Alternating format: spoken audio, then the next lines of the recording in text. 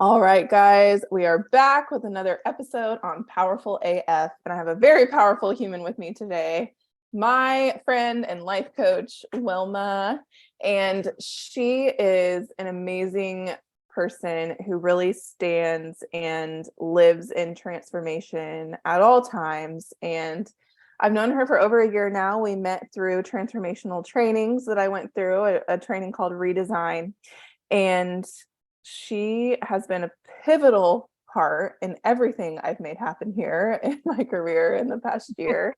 And she is here with me today to discuss the importance of having a vision and what that means. And this is something I had never heard of until I did transformational training. And now I truly understand the importance of it. And with us coming into the new year, I really want to emphasize the difference between having goals and having a vision. So that's what we're going to discuss today. Wilma, I'm going to let you introduce yourself and do a little introductory. Wilma is also an addict in recovery, so she can relate to us food addicts very greatly and understands what it's like to be in a space of recovery and taking your power back from a behavior or a substance. So Wilma, why don't you go ahead and introduce yourself? All right, thank you. So I did. I lived a long, hard life out in the world of addiction and never really feeling like I knew what I was doing or where I was going. So got into transformational work, learned exactly what having a vision, what it means and how to get there. And I've taken this work so serious. It's been great. Now I'm through my businesses, I'm stepping into becoming a transformational trainer. I'm excited for that. That's all in the works. So I am a stand for people to have the tools that I've learned, Yeah. and How get long have people you going been? out. It's been Sorry. about 6 years now that I've been in this field. My Yeah, God. and I've made magic. 6 years ago, I was comfortable relationship, living in my car, sleeping on my friend's couch. It was a lot of inner work in the beginning. I didn't have that tangible thing to say, oh, look, I did this thing really quick. It took a lot of inner work. And after a couple of years working with people, working on myself, now it has all come where people can see. I have a home in two major cities. I run a business with my partner. We're getting married, like all the things I never thought I would have, and beautiful homes and everything. My life, I live in integrity now. So What it's does that supported. mean? What does that mean, Wilma, to live your life in integrity? Ooh, living my life in integrity. It's being a whole person, understanding I'm a whole person. I always thought I had to feel important to be a significant human. And when I say I'm going to do something, I get to be my word on it. So when I say I'm a stand for people, I'm that, a stand for myself. I make the requests. I renegotiate my word if I need to. I communicate. Learning effective communication is a huge part of these trainings too. And being integrity in my life and doing the things, being the person to have what I want happen. Right. How do you feel like that relates to addiction and recovery? Oh, it's that's a big one. Being an addict and active addiction, I did whatever I wanted. I gave myself away in every turn to the substance. I was always trying to run away from myself, from my life, from everybody else's life. I was very good at pushing people away before they even had a chance to know me or what I thought they were going to push me away. Right. So Yeah. it's everything the exact opposite. Complete 180, you Yeah, know. I hear like accountability, and Hmm. that was one of the hardest parts for me. Like that I Yeah, couldn't be a victim anymore because right. I understood that I was actually the person that had the power over myself. And for so long, I just lived out of this space of being a victim to my circumstances and a victim to the way I grew up and my parents and my financial situation. And I think that's scary for a lot of people to be like, wait, what? I can't blame shit anymore. Like I have to take accountability for this stuff. What are your thoughts? Yeah, definitely. Being authentic and allowing people to see us for what we are, that's a big thing that I recently have had my big breakthroughs, and being ready to be seen, and being accountable. I talk to other addicts about this, like, yes, it's a disease, and like, let's not also be a victim to like, woe is me, I can never do anything right again in my life because I'm just have this disease. I still get to be accountable. I get to learn what principles in my life are going to be an asset to me today, and how to apply them. And I feel like that really like segues us into, having a vision because, well, first let's go into what is a vision and what happens when we don't have one. Like, what does life look like when you don't have a vision? Because I feel like that is how we become susceptible to addiction and other self-destructing behaviors. Yeah, the best way it was explained to me, it's, imagine having a big arrow, and all the little arrows are going in the same direction inside of it. We have a vision, and we can align everything that we're up to. Every goal leads up to this big vision, the big why of our life. And this gets to also look like what experience I want to create, because we have these goals set and I accomplish that goal, and now all of a sudden that goal is up, then I can become lost again, or some of us tend to base our worth on what we're doing. We are human beings. We get to show up in the world in a certain way. When we don't have that vision, we don't have clarity, we can be confused out of convenience and go back. That's one of my conveniently confused, and like, well, I didn't know, I wasn't clear on it, and I just ran off and did whatever, and we start to feel lost without a vision, and having that sense of purpose and which way we want to go.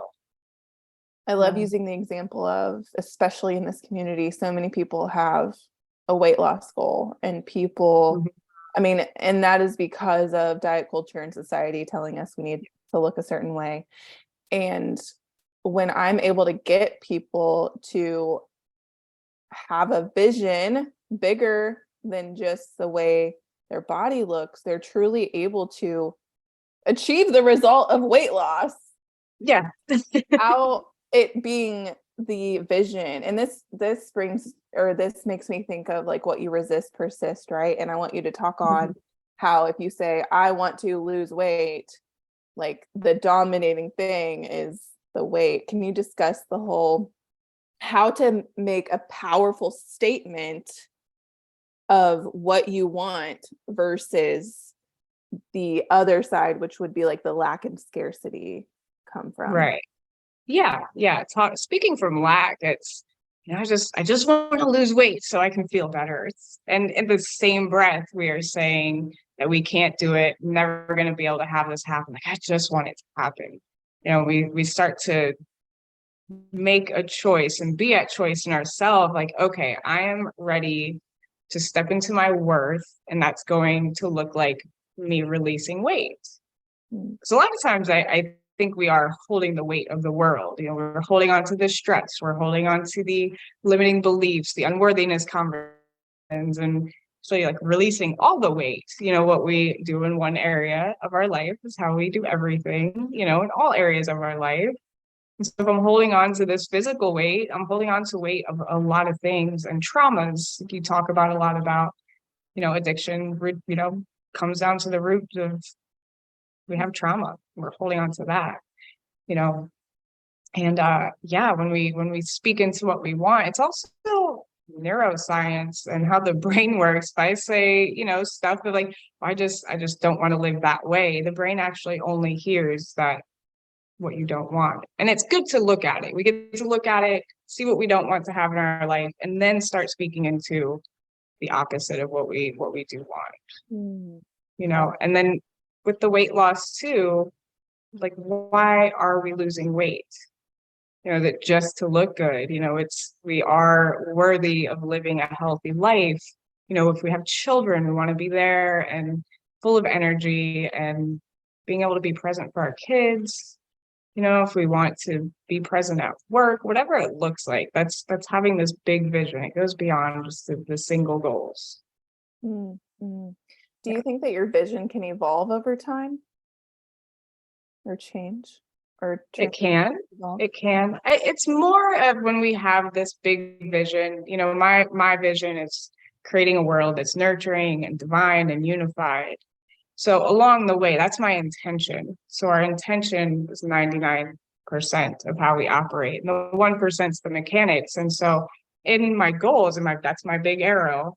So on the way up, my arrows, as long as they're all pointing in the same way of that vision, that can shift. It can shift throughout life, not being attached to how that all should look, of how it's going to happen. But as long as I'm creating these experiences that I say I want to have, the goals can change, they shift. It's good to have that 1 year, 2 year, 5 year, 10-year goal plan and then check in, hit that 90-day mark, check in. All right, did I have what I want to happen? Cool. If not, okay, do I want to shift? Does that still work for me? Is it still in alignment with my vision? Does this still feel good? Right. And we can shift around the goals to go towards we can stand in our vision, keep that strong, keep that part strong. And it can change. If you want to shift your vision a little bit, yeah. Mine definitely. The statement changes all the time, but that's because Wilma told me, she's like, we get to have you get clear in your vision so that you say it powerfully. Yeah. And it's true, because this comes down to like, our actions will reflect our beliefs, right? So like to have this vision, I would say there is some inner work we get to do to actually believe that we're capable of achieving it, or that we're worthy of achieving it. Would you agree? Yeah, 100%. 100%. So, these beliefs, that's our context, that's our environment. And if I'm saying one thing and I don't actually believe it, things are not going to show up. It's that saying, I just want to lose weight, and without believing that I'm capable, believing that I'm worthy, stepping into these asset type principles, so I like to call them, worthiness, kindness, acceptance, whatever it looks like to be with ourselves in a way that's going to work. Yeah. So when it comes to like going into this new year, and so many people, especially that listen to this podcast and are attracted to this content, they're realizing that it's so much less about like a diet plan or a program or a weight loss thing, right? Because that's all the doingness, and they're exhausted from it because it's not working, And I feel like the reason it's not working is because the vision's lacking. And when I tell people like, what is your vision? Some of them even struggle. And it's because of that unworthiness conversation. Yeah. And I love how you talk about, it is something that we get to look at because it's just running in the background. And a lot of times we don't even realize it's running in the background. Those things that we feel so excited and motivated. And we're like, okay, I'm going to do it this time. I've got it. I'm going to do it. And then all of a sudden, whatever happens that throws you off, and that confirms the story that you can't do it and you always fail. And of course this happens, and it's like confirming limiting belief that you don't even realize is there. Right. Throw me back in the circle.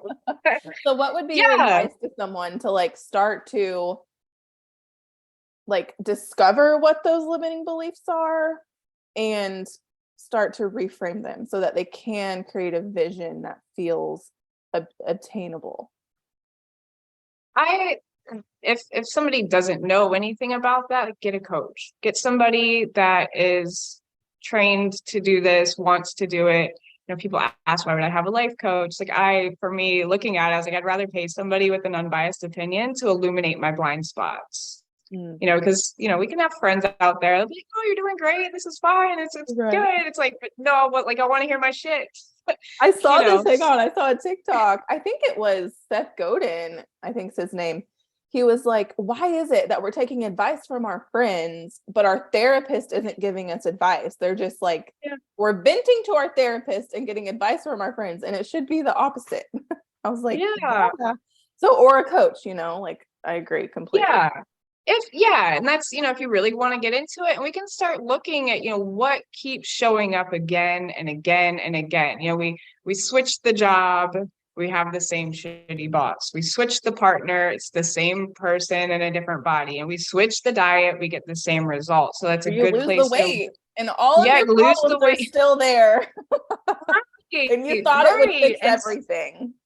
yeah, and so that's a very good indication that there is something running in the background that we're not seeing. And nobody taught us how to do this up until now. So it's like, okay, this thing keeps happening over and over and over again in my life. There's something there. So that's Get a coach, it's guys.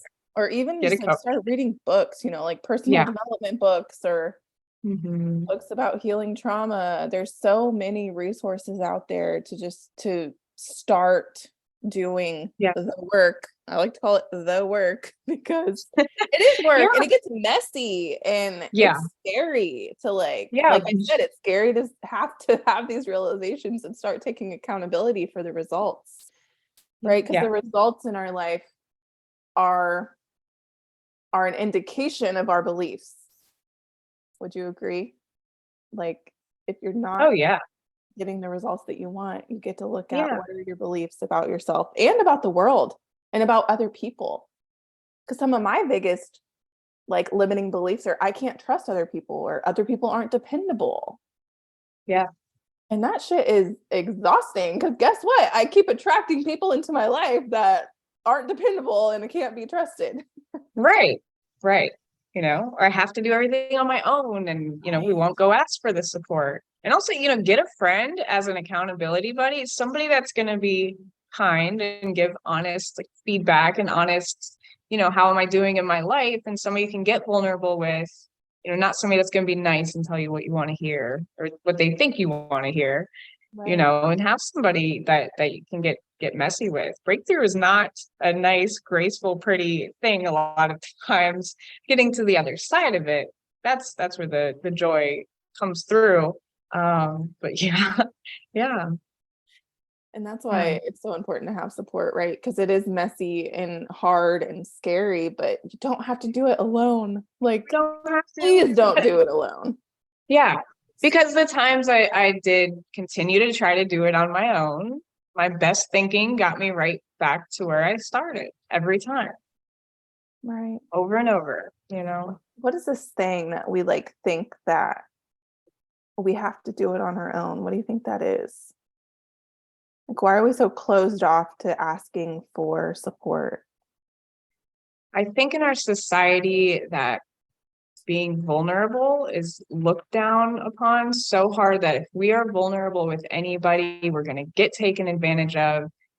People, get rejected, and it takes a lot of like an experience gets to have, like when there's a lot of energy behind it, it hits us harder. So that's why the traumas hit us and stick.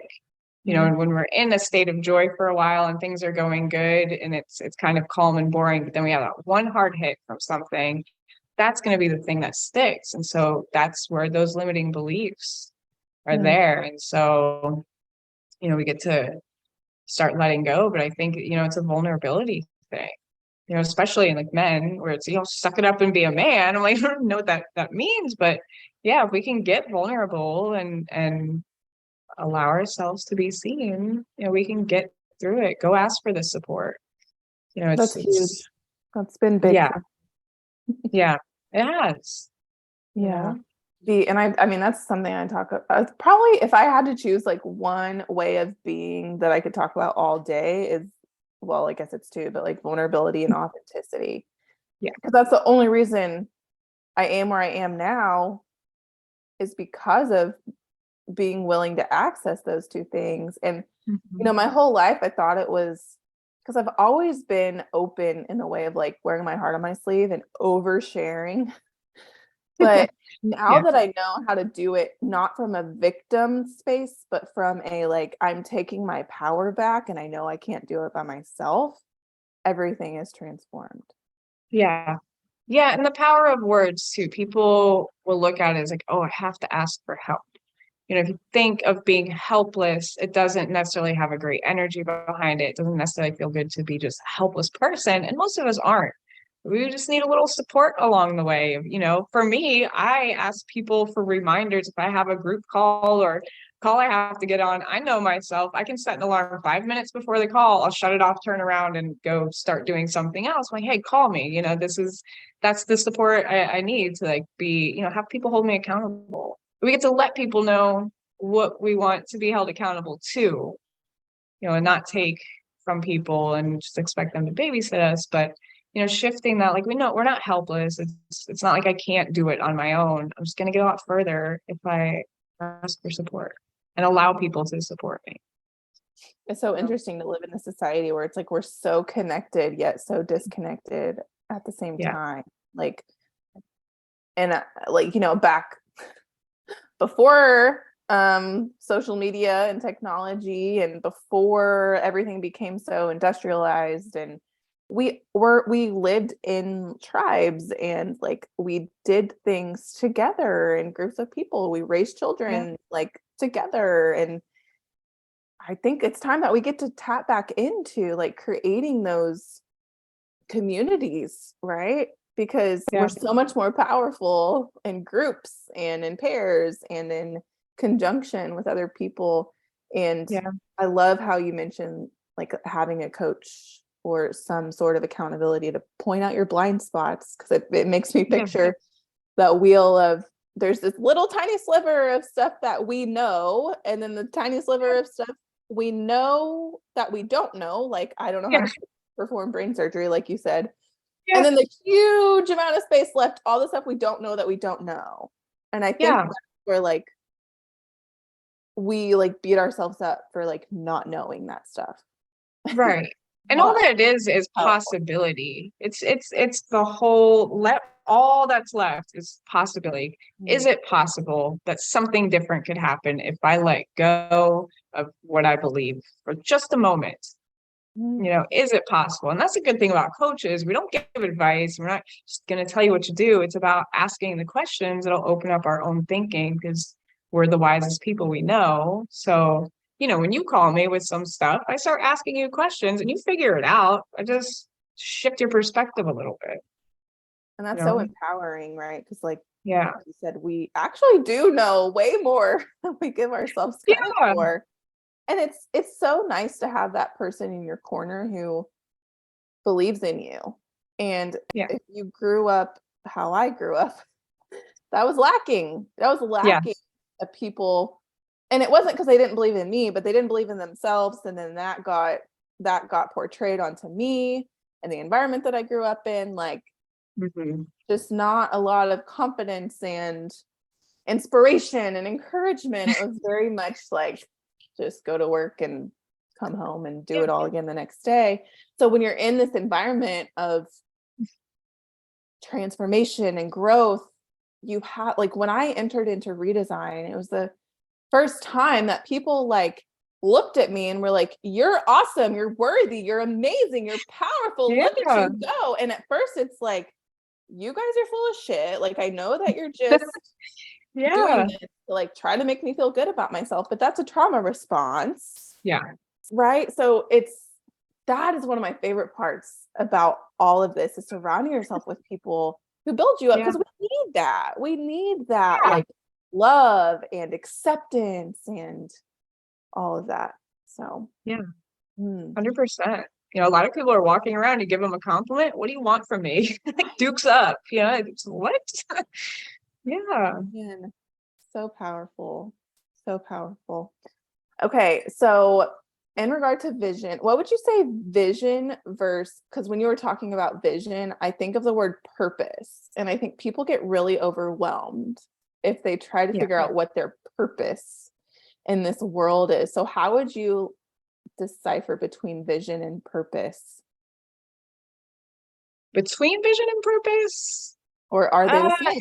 it's pretty close. I always say like healing is not our purpose. It's the most necessary, wonderful tool that we have to get from this limiting, scarcity mindset. And we heal, we break through, and we get on the other side so we can live with purpose. We're human beings, we're intuitive, to each other. Our energy does vibe out. So other people, we're literally electromagnetic energy.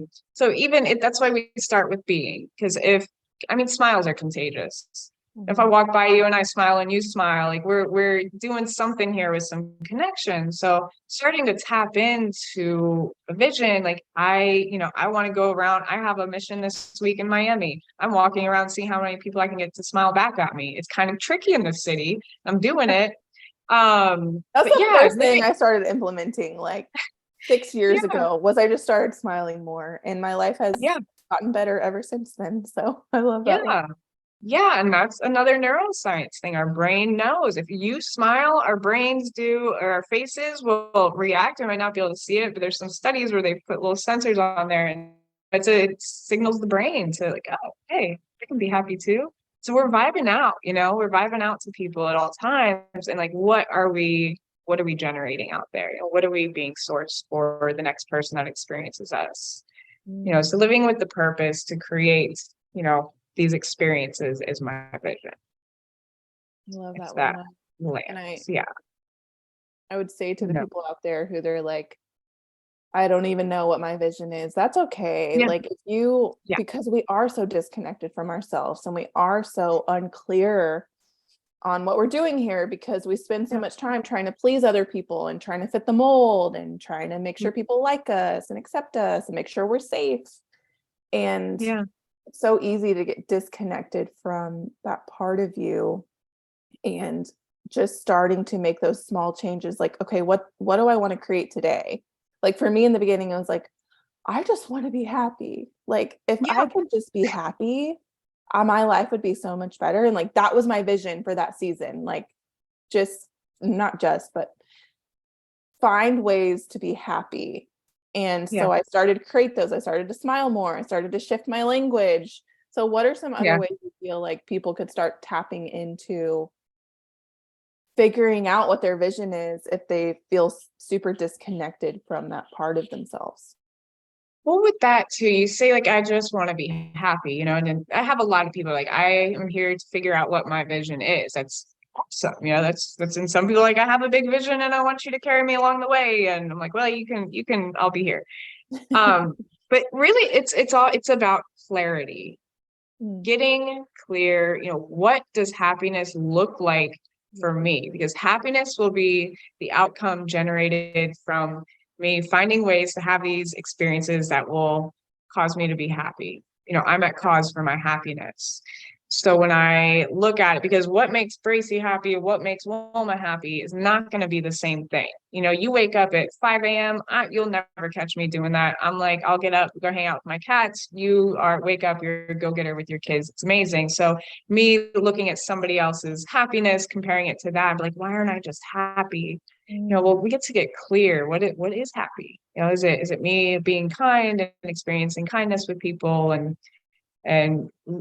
having lots of love in my life, self-care. Like, let's get in on the self-care. Like, doing nothing is doing something. Whatever is going on in this society that we think we cannot slow down for a second, that gets to the shift. A lot of people are realizing that, I get to stop for a second. And I always tell people, doing nothing is doing something. That'll be a weekly goal of mine. Do absolutely nothing for 3 hours. Go sit out by, in nature somewhere and just don't even do anything. Let my thoughts kind of purge out, I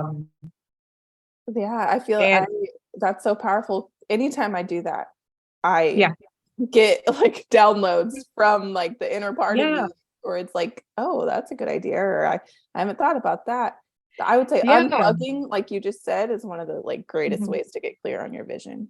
And slowing down and looking at what is important to me. If somebody does have weight loss goals, is it just about the weight? Why is it about the weight? Let's look a little bit further. What am I going to, what value will I create when I hit my weight goal? What is the value I want to create by eating clean? Looking at these, like, it's the ways of being, like, what principles am I going to re-implement into my life? That's going to be part of my vision. It's a lot. It does take slowing down, getting present to myself. Meditation's becoming more of a norm, and it's great. And looking where we're at to where we want to go, that's going to help us set our goals. And we, in every moment, being very clear too, like, this is my vision. I'm committed to creating boom, boom, boom, boom. No matter who asks you, if you are experiencing overwhelm, getting down on ourselves, feel those limiting beliefs coming up, be able to stop, breathe. When we're anxiety and overwhelm, or what is it? Anxiety and excitement are the same exact sensation in our body. Only anxiety is when we're not breathing. So it can be a good indicator. Stop for a second, breathe, and like, what am I doing all? Okay, I'm committed to creating this vision. I get to stop and shift into living out of my vision. So no matter what I'm doing, I'm always creating that experience. And we create the experiences because we don't know where we'll be in the next moment. So, if I have the same vision and want to create the same experience, and I have to go move across the country, like, that doesn't have to change. Next, I get to this new place and I just reset my goals to have that same experience happening. Right. Yeah. What I hear in that is like living on purpose, like living on purpose with purpose. Yeah. Yeah. Like, And because getting I used to just go about my like, I feel like that's the difference between being in survival mode and like just trying to get through the day versus when you have a vision. Each action you take, each word you speak, each interaction you have gets to be in alignment with your vision. And when you allow yourself to get quiet and connected to yourself, you are able to get clear on that. So good stuff. Yeah. And then when we're clear, this is where I'm going, this is, this is how I want to get there, this is the time I want to get there. Then in every moment, I can be intentional in my day. I can be intentional in, going into this meeting, going into the kitchen to go cook my food. What am I going to create here, and why? Oh, I have a big why. I know exactly why. And then it has us step away from just being overwhelmed by everything, being intentional. Huge Big great stuff. advice going into the new year for you guys, and making it less about like goals and more about what your vision is for your life. And I will tell you, the universe will yield magical things for you when you get in alignment with your vision. Things will just start coming to you. You won't even have to force it like you would when you are out of alignment. When you're in alignment, things just kind of start happening, and it's beautiful and amazing. And I love the magic of all of that. So we're done with this quick little episode, but you guys can look forward to hearing more. We'll go more into similar subjects about how to get in alignment.